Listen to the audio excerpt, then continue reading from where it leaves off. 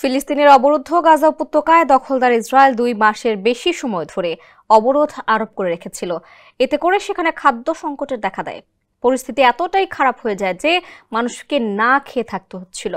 না খেতে পেয়ে শিশুরা অপুষ্টিতে ভুগে মৃত্যুর দ্বার প্রান্তে আছে, এমন কিছু ছবি বিশ্ব মিডিয়ায় প্রকাশ পায়। এরপর এ নিয়ে হইচই শুরু হয়। প্রেসিডেন্ট ডোনাল্ড ট্রাম্প এবং তার দল রিপাবলিকান পার্টির অনেক সদস্য গাজার মানুষকে অভুক্ত রাখার বিষয়টির সমালোচনা করেন। এর মধ্যে জানা গেল মার্কিন প্রেসিডেন্ট ডোনাল্ড ট্রাম্প ইসরায়েলকে ঘৃণা করা শুরু করেছেন। সংবাদ মাধ্যম ফিনান্সিয়াল টাইমসের বরাত দিয়ে তথ্য জানিয়েছে টাইমস অফ ইসরায়েল। প্রতিবেদনে বলা হয়েছে, সম্প্রতি এক ইহুদি দাতাকে ট্রাম্প এ তথ্য জানান। তিনি বলেন, RICL TMX যুগের পর যুগ স্থাপনা থাকে মজবুত। তাদের অনেক সমর্থক ইসরায়েলকে ঘৃণা করা শুরু করেছে। ওই ইহুদি ট্রাম্পের দলকে অর্থ দিয়ে সহায়তা করে থাকেন। প্রকাশ করেনি সংবাদ মাধ্যমটি।